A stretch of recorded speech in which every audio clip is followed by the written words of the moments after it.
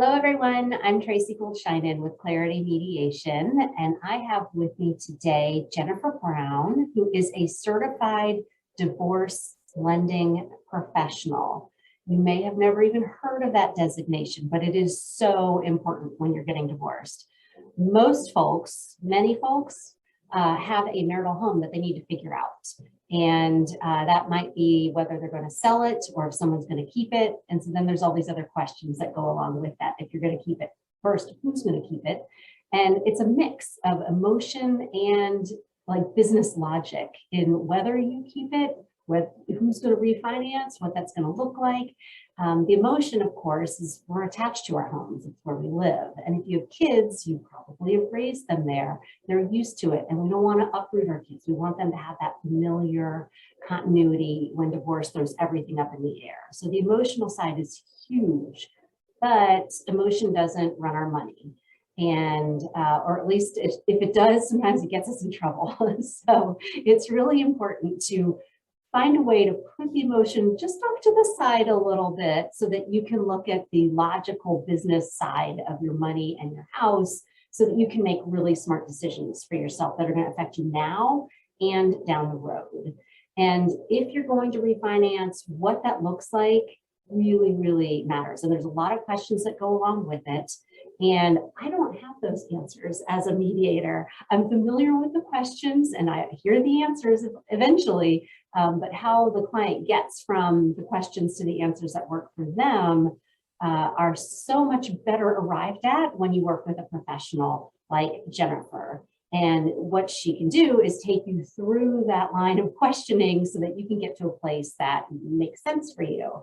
And I'm going to turn it over to her in a little bit, and she's going to go through these 4 areas that are really important to know about.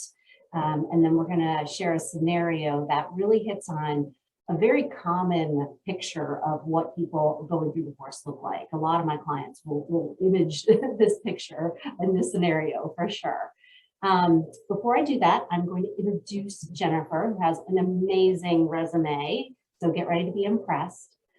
She is an Alabama native. We have her now in Georgia. She started her mortgage career in '97 after graduating magna cum laude from Auburn in Montgomery, where she got a BS in business administration, majoring in finance. So that's great because it goes along with what she does now. She is a mortgage consultant, a certified divorce lending professional, and a certified VA lending professional, specialist, which is really a very helpful thing. I can say from personal experience. Licensed in Alabama and Georgia and Florida. She's also a condominium lending expert, and she partnered with several of Metro Atlanta prestigious developers during the 2002-2008 condo boom, and serving as a preferred lender then. For more than 30 ground up and conversion projects. So that is a wealth of experience in that area.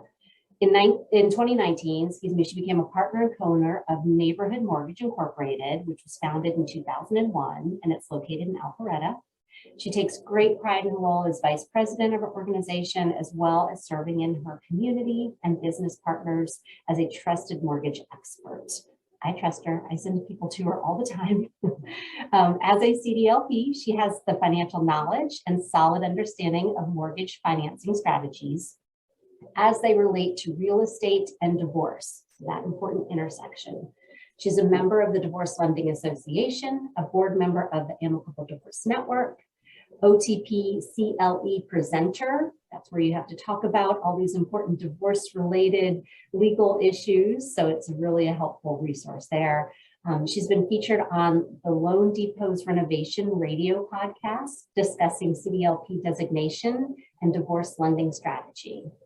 Jennifer and her husband, Big Ryan, of 20 years, kudos to that, reside in Alpharetta with their daughter, Little Ryan, and a Labrador Retriever, Bear Jr. In their spare time, you can find them hosting or attending a tailgate at the beach, on the golf course, or at the softball fields. So you stay busy. Absolutely, we do. Yeah, sounds like it. That's great. And I'm just so glad that you're here. I think a lot of people don't even know that this designation exists, and they get into the middle of their divorce and they're trying to figure out what to do with the house, and they have a very low level of knowledge like I used to around refinancing. You think you could just go refinance and it'll be fine. There's so much more to it. And so I'm going to let you take the stage and share with us. I know there's more, but we've talked about at least 4 really important areas that folks should be aware of as they head into this process. Yes. Well, thank you so much for having me, Tracy. That was a very impressive introduction. I'm impressed. Maybe I should hire you to be my PR person. Yeah, that's sure. Great. So I'll tell you that one of the reasons that I decided to pursue the designation when I learned about it, I didn't know that it existed either. I was really an early adopter. I was the first CDLP in the state of Georgia back in 2017. The reason I decided to pursue it was because I'm always learning in my business. I've been doing this since 1997, but there's not a day that goes by typically that I don't learn something that I didn't know before, because our industry has lots of guidelines. There's a lot of different loan programs, and every loan program has its own set of guidelines.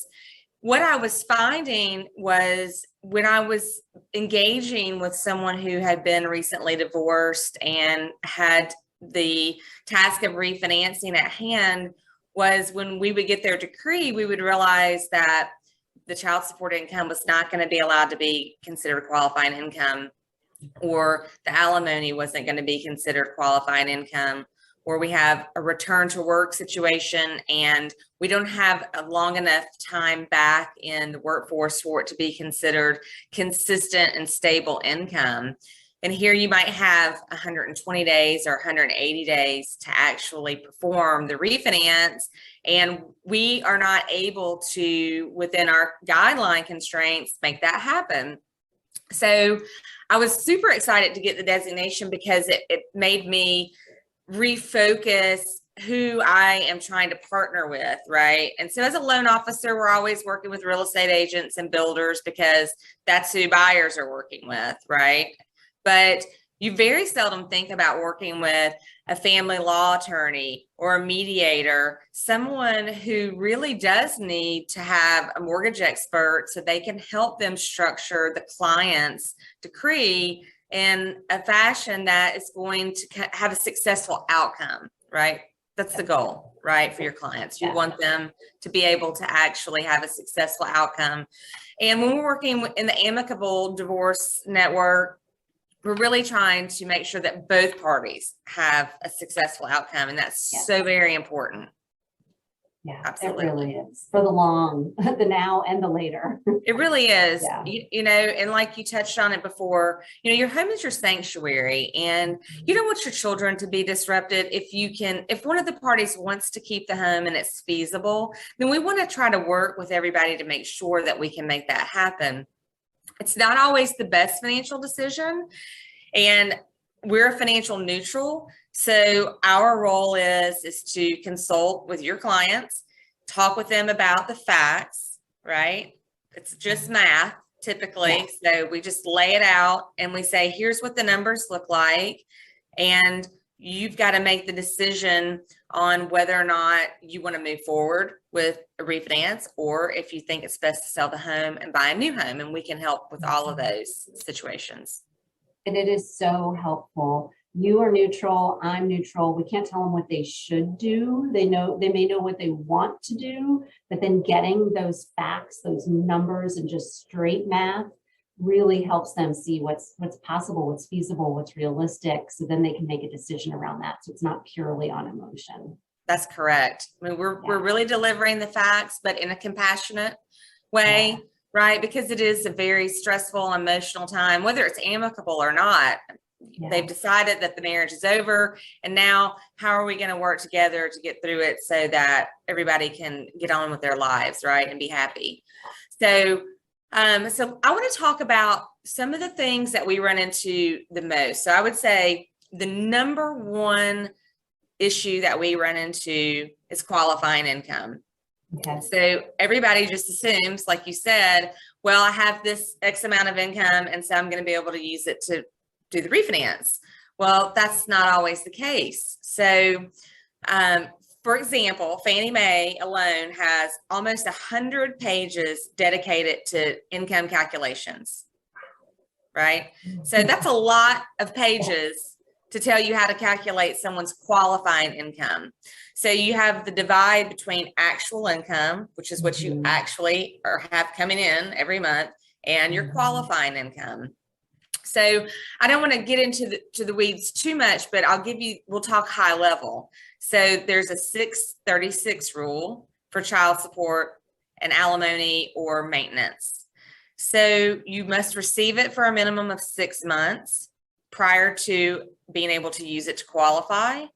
And it has to be in continuance for an additional 36 months, right? So you're at 42 months.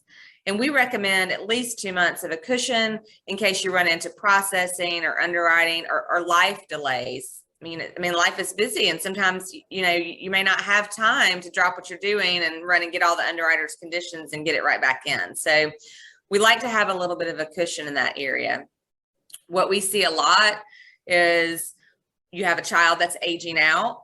So you may have a 13-year-old and a 16-year-old. Well, unless it's specifically written into the decree that the child support is going to continue past the 18th birthday, you know that you don't have the continuance that you need, right? So that child's child support is going to be ineligible. If you knew up front, then you might say, all right, well, let's take some of the child support for the older child and reallocate it to alimony or support, and we'll have a longer continuance on that so we can use that to qualify. So that's just one example of where you may run into qualifying income issues. The other one is return to work. So this is one of the second topic that we're going to talk about is when you are returning to the workforce. How long do you need to be back in the workforce in order for that to be considered qualifying income? And the question, it depends. We don't know. There are a lot of different scenarios that we would have to walk through. Are you going back into the same field that you were in previously? Do you have a higher education to do that? Or did you get higher education to work in that field while you were out of the workforce? Are you going to be a commission income employee? Because if you are, that's a problem, right? You need 2 years of commission income to use that as qualifying income. Same thing for being self-employed. I have lots of divorcing clients that say, well, I'm going to start my real estate business, and that's fantastic. And it's a great time to start a real estate business, but we need a 2-year history. So on self-employment, it's even longer because you've got to actually have 2 years of tax returns, right? So it's really more like 3 years, right? Yeah. So those are the types of questions that we're going to ask your client when they call us. They say, hey, I'm going back to work. Okay, great. What did you do before you left the workforce? How long did you work before you left the workforce? Are you going back into the same field? I will give you an example. I recently had a wife who was returning to the workforce. She actually went back to work for the same company that she had worked for prior to leaving the workforce. Now, she's been out of the workforce for 9 years. She went back to the same company who she had worked for I think 7 years. Base salary, underwriter immediately approved it. No waiting period to use that as qualifying income. Then I had another client who had been out of the workforce, and she kind of was working part-time occasionally, but it wasn't consistent. She was going back on more of a contract as needed basis. They were paying her with a W-2, but it wasn't consistent. So her hours would change weekly depending on what they had going on at the office. Underwriter said, we're sorry, we don't consider it consistent and stable income. We're not going to allow it to be used to qualify. She was lucky enough to have a non-occupant co-borrower who could help, but that was a situation that I got involved in that after the divorce had been finalized. So had I known about it earlier, then I could have helped. Yeah, that's so key. I both of those. So I think people think, and I'm one of them, well, I'm earning something, or I can earn something, even if I haven't for a while, I'll be able to afford the mortgage. Because I know the mortgage looks like this. I can easily earn enough to do that. So just go ahead and give me the house and I'll take it over and it'll be fine. But it, like you said, the underwriters are the folks that have to really approve this. It's not you, it's not me, it's not the couple that's divorcing. It's the underwriters who are actually giving you this money so that you can have this house for a while. And you've got to meet these different markers, and you don't know what those markers are or how you're going to fit into those really until you go through the process. And That's what I'm right. talking with you. Right. And some guidelines are very cut and dry. They're very definitive, like the 636 rule. So that's a Fannie Freddie rule. They won't buy a mortgage without meeting those guidelines, but the return to work they're silent on that. So they don't talk about return to work in their guidelines. So it's subjective, and you have to then present your scenario to the underwriter to basically lobby for stable and consistent. Those are the words that they like. Stable and consistent. What does that mean? That means that you're receiving about the same amount of money, about the same time every month for a certain period of time, right? Yeah. So that is why it's so important that we get involved early on in the process, because when we know what the underwriter's decision is going to be, then we can help put everything together so that everybody is going to be able to perform. And it may be, hey, we need to wait a little bit longer, right? We may need 12 months to do the refinance. But let's talk about the refinance, because that's another big thing that I bet if you called 10 loan officers, loan originators, maybe 3 would know the difference between a cash out refinance and an equity buyout refinance. Really? Oh no, yeah. I thought it was just me. Like I didn't know the difference, but I didn't need to. But no, because it's not one of those. It's one paragraph in the guidelines, right? So we talked about earlier. So the income calculations 100 pages, right? So the Fannie Mae selling guide's like over 1,000 pages. So there's one paragraph in the entire selling guide that's dedicated to refinancing to buy out an interested party's ownership. All right. Okay. So this doesn't just, right. I know it doesn't just apply to people that are married. So you may have 2 brothers, for example, that buy a house together, and one brother is moving on. He's maybe getting married and wants to buy his own house. Well, how does he get his equity out of the home? It's called an equity buyout, and it works very differently than a cash out refinance. So on a cash out refinance on conventional guidelines, and that's what we're going to talk about today, conventional, because that's the majority of the loans that are originated in the U.S. Okay. So on an equity buyout or a cash out, you're capped at 80% loan to value. So what does that mean? That means if you have $100,000 value, the maximum loan amount is $80,000, right? So you have $20,000 in equity that you can't get to. Okay. On an equity buyout, we can go up to 95% loan to value. So on a $100,000 value, you could go to $95,000.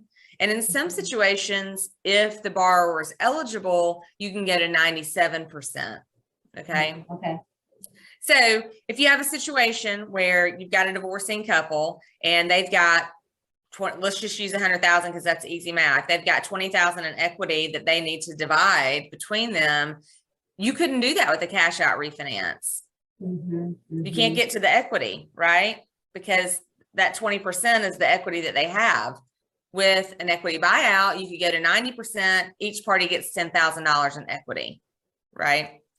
The other thing is that a cash out refinance has what's called a loan level pricing adjustment, because it's considered, I know people are like, what's an LLPA? It's a loan level pricing adjustment that the GSEs, so Fannie and Freddie, there are pricing adjustments for just about everything that you can think of: credit score, loan to value, occupancy type, what type of property is it? There are loan level pricing adjustments for condos, duplexes, investment properties.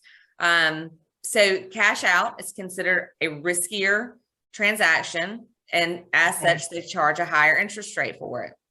Okay. So you're going to pay a higher rate on a cash out than you would on an equity buyout. It usually is about a quarter. It's usually about 0.25% more in rate. So those are very, very important things that most people have no idea. If you called, like I said, if you called 10 loan officers, there'd be maybe 3 that would know, oh, hey, we can do this as an equity buyout. You have to have a written agreement. So Okay. if you do have a divorce situation, you've got to have a written agreement that you're performing on, right? Mhm, So mhm. you don't necessarily have to have it recorded yet by the, it doesn't have to be signed by the judge and record it, as long as one party is willing to execute what we call a quit claim deed. So Mhm. you hear that a lot, right? The QCD, Mhm. that's when Yep. one party gives up their ownership in the property to the other party.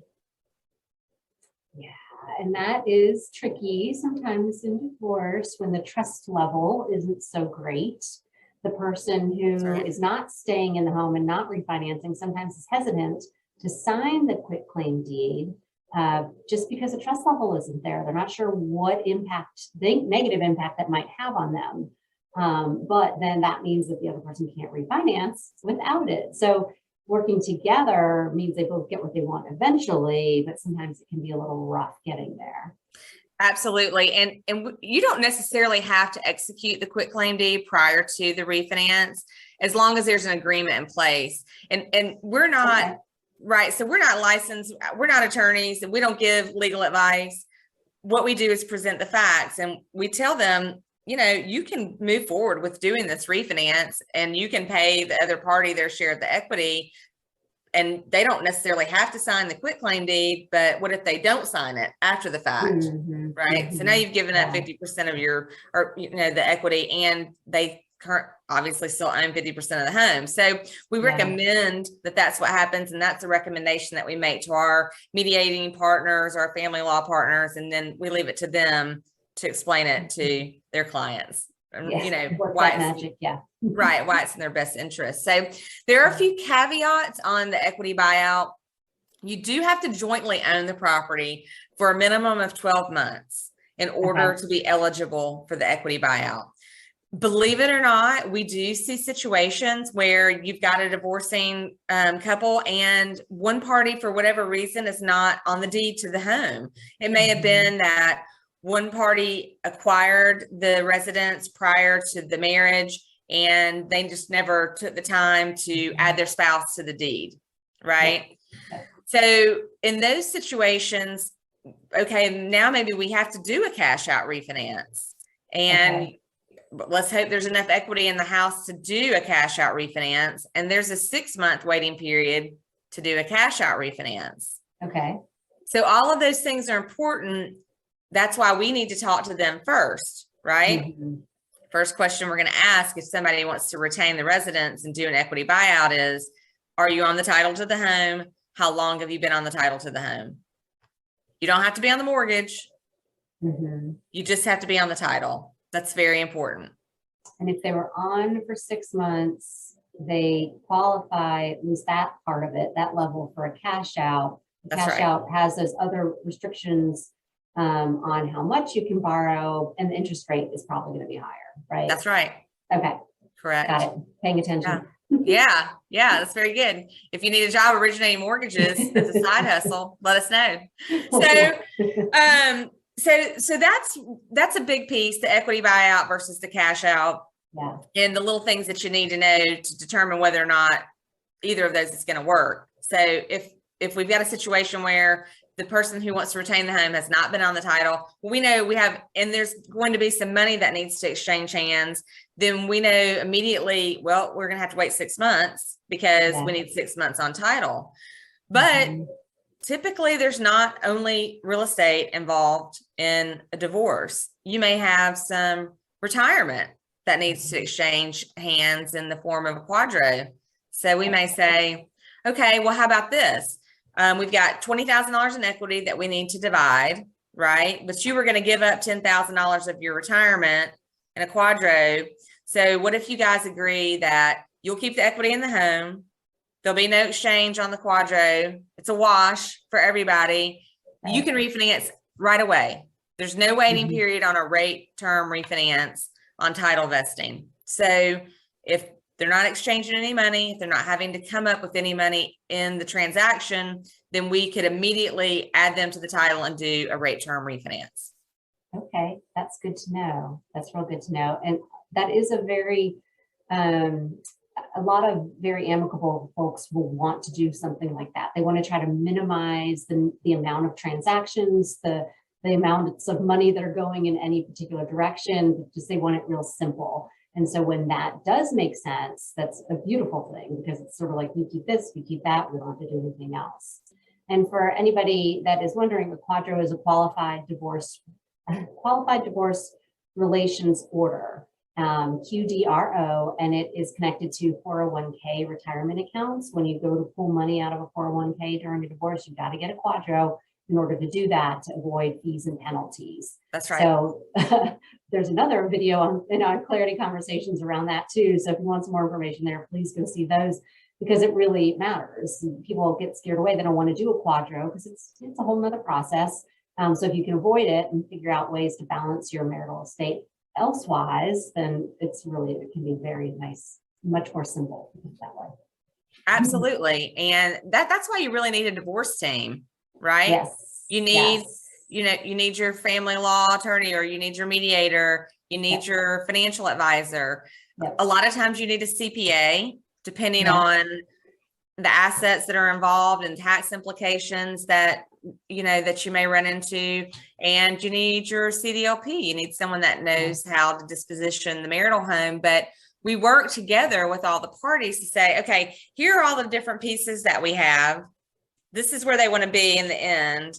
How do we put all these pieces together so that we get over here to the end with the least amount of work and pain, right? Yes. Yeah. And from the client's perspective, I imagine it can feel a bit overwhelming when like, well, I've hired you, can't we just figure it out with us? But ultimately, in the big picture, if you're getting professional expert advice, recommendations, information from a loan professional like yourself, a financial professional, a legal professional, then you've really got so much more information just to make a smart decision, rather than just sort of stabbing in the dark and hoping it's all going to work out. Okay. Right. Yeah. It's definitely, and I know, again, when you're going through divorce, and I've never been divorced, I hope I never am divorced. But I know tons of people who have been through divorces, best friends, family members. And, it's so important to take the time to do a little bit extra research up front than it is to agree to something that you then may find out, oh my gosh, I'm going to have to go back to my attorney, right? Because I can't do the things that I've agreed to do, and we're going to have to rewrite this, right? It's really, it's a bad situation. And that's, again, one of the reasons that I really was excited to get the CDLP designation, because I can work on the front end and help people. And they're so appreciative. It really is the most gratifying work to work with divorcing clients, because they're like, oh my gosh, I had no idea. I'm so glad that I talked to you. Yeah, it's true. And then they come back to me in mediation and they've got all this information. And sometimes if both spouses are on the phone with you together, they've heard it all firsthand and they're both thinking it through and figuring things out. Or if they haven't, that sometimes is just fine too. And then we talk about it in mediation. Well, here are the facts. Here's what is and what isn't. Now let's talk about what you want to do about it. So it puts it in a much more realistic framework. Yeah, absolutely. So the third point is when you have a situation where you do have an equity buyout, is establishing value. So how are you going to decide what the equity is in the home? Yes. And everybody has to agree on how you're going to set the value, right? So there's multiple ways you can set value. You can use the county's tax estimate, which is, we don't recommend because it's typically very, very low, right? And we have seen where attorneys say, oh, hey, let's use the county value. And we're like, no, we're not going to do that. Or you can have a real estate agent perform a comp, they do a CMA, comparative market analysis, which would give you an idea of other homes that are comparable to yours within a certain radius of your home that have sold in typically the last 3 to 6 months. You can do an appraisal, which you can hire an independent appraiser. It doesn't have to be a residential appraisal, which is what we use to lend. But if you do decide to do that, and this is what we tell people all the time, appraisals are only good for a certain period of time for lending. Mhm. And to be eligible to use it for a mortgage, the mortgage company has to order the appraisal. So that's a law. It's the Home Valuation Code of Conduct. We are required to order the appraisal through an appraisal management company, and then it's good for a certain period of time.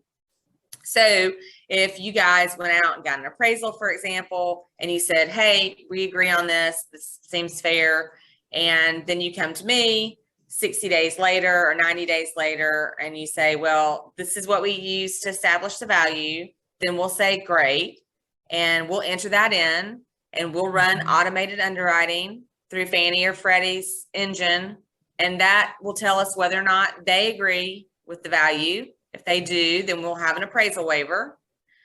But if they don't, and we order a new appraisal, what happens if the value comes in low? Yeah.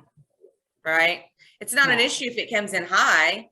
Right. Everyone's happy then. Right. So it's what if it comes in low and you've agreed to split the equity 50%, but the equity has really changed because the home value has declined, right? Mm-hmm, mm-hmm. We're not seeing that in this market, but it's happened before, Sure. Yeah. you know, and so those are the things that we have to educate our clients about so that they understand, hey, I can do this appraisal, but it may not be any good by the time I go to refinance, right? And again, in a divorce where trust levels are kind of wonky and the future feels so uncertain that you almost don't always trust yourself, coming together on the decision around how to get to that appraised amount is just so critical. There's so often differences of opinion. One partner, usually the one who's leaving the house and who's getting the buyout, is like, the house is worth $1 jillion, and the one staying is like, no, it's not. No, look at Zillow or whatever. Yeah, so you're so right.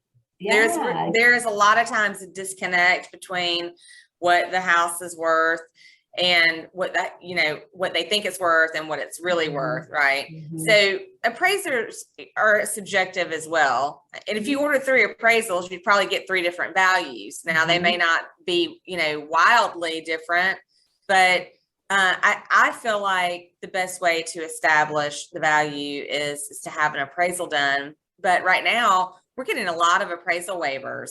And I do a lot of amicable work. And so typically we say, hey, it's gonna save you $575 because you don't have to pay for an appraisal. You're getting a waiver at this value. You guys decide together if you feel like that's a fair value. Mm-hmm. I don't think I've had any that they've said, okay, well, we want to pay for an appraisal. So, and there are other things that you have to take into consideration with value. And we do talk to our clients about this, deferred maintenance, what kind of shape is the home in? Yeah. So the appraisal waivers that we get from Fannie and Freddie are based on their empirical data, right? It's what they have access to. Well, they don't know if your house needs a new roof, right? They don't know how old your HVAC is. So those are things that we do encourage them to talk about together, and you really have to think about it because, like you mentioned, there's so much emotional connection to the home. And a lot of times people are just like, I don't care. I just want to keep the house. Okay. Mm-hmm. All right. Well, we've gotten through all these things, and yes, you qualify, and yes, we can do this, but what about your roof that needs to be replaced? Where are you going to get the money to do that? Right. And we talk about those things in situations where we're doing an equity buyout, but maybe there is a lot of equity in the home, and the person who's going to stay says, well, I do really need a new roof, and I'm going to need a new HVAC, and it's probably going to cost me about $20,000. Then we may say, well, a cash out refinance may really be the best thing for you, because not only can you get the equity that you need to pay off your spouse, but you can get the cash out that you need to make the repairs to the house that you need. So you're not in a bad financial situation 12 months from now. Mm-hmm, mm-hmm. And sometimes that's a part of the negotiation in mediation is exactly that. How much are each spouse going to participate in those repairs?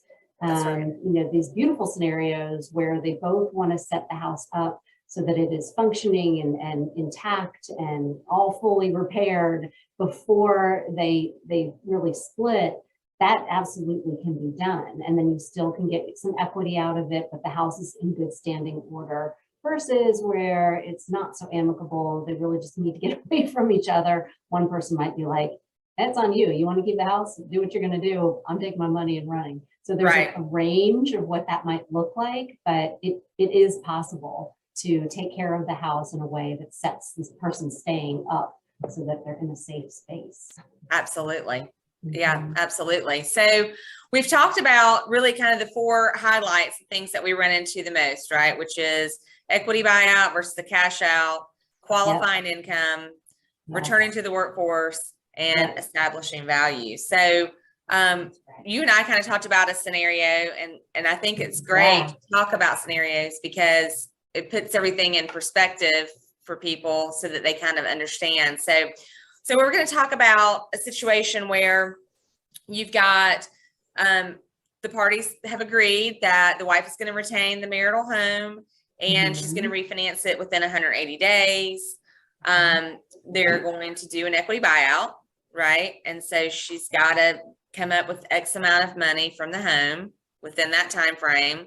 And the husband will sign a quitclaim deed and give his ownership to the wife, right?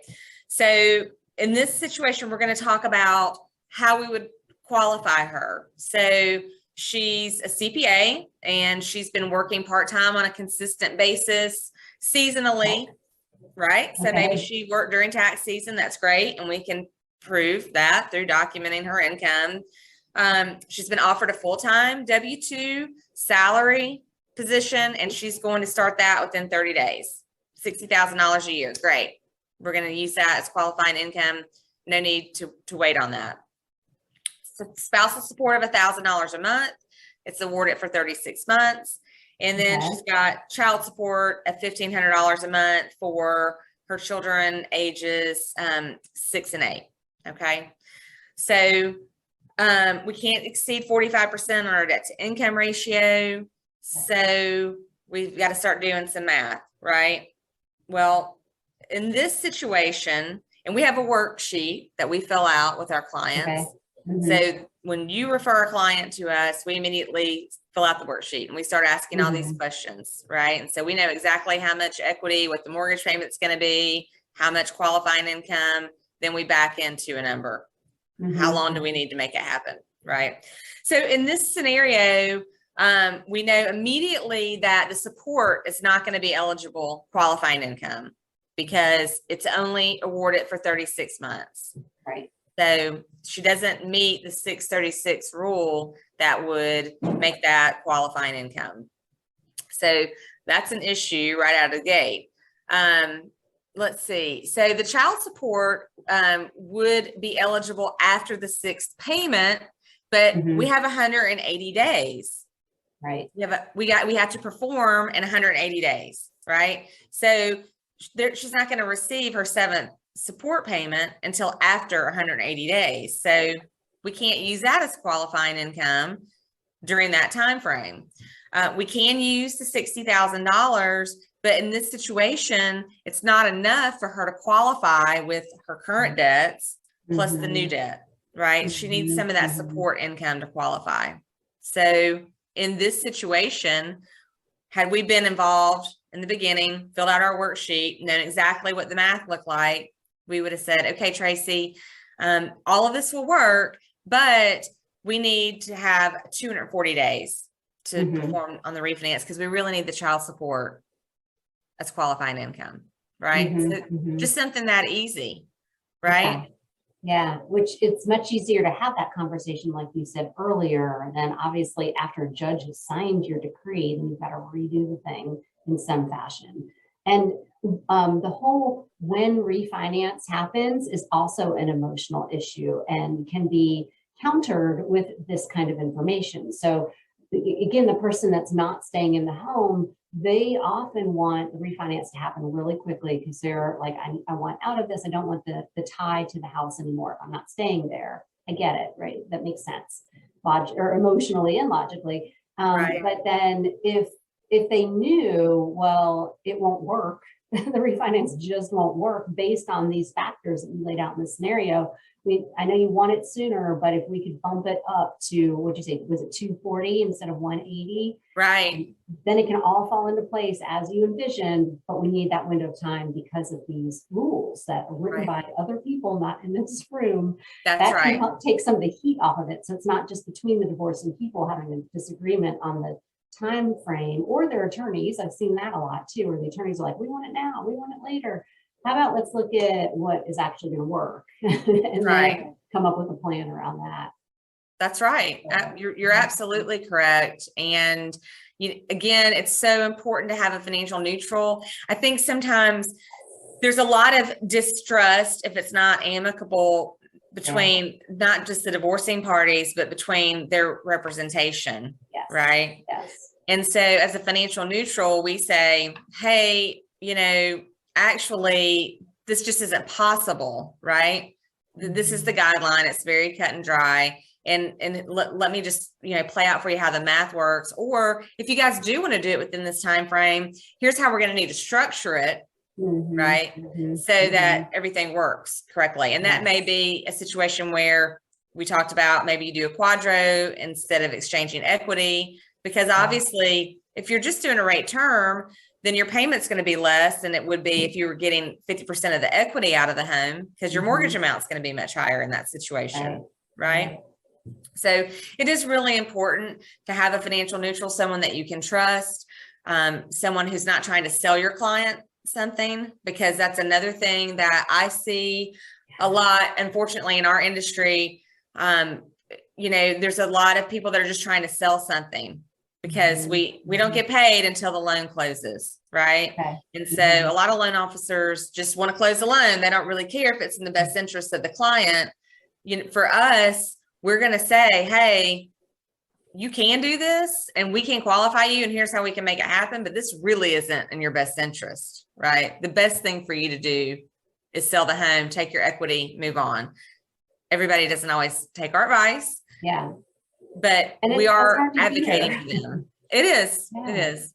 But if it's coming from a place of, like you said, you're caring for the client and what's going to be realistic for them, then that's just wonderful versus sort of more poachy type of lenders. So we really want to be their advocate. Yeah. Yes. And that is a huge difference. As consumers with anything, we want our radar up about that kind of thing. Are they just trying to sell me something, or are they trying to help me figure out what's the best path for myself? Absolutely.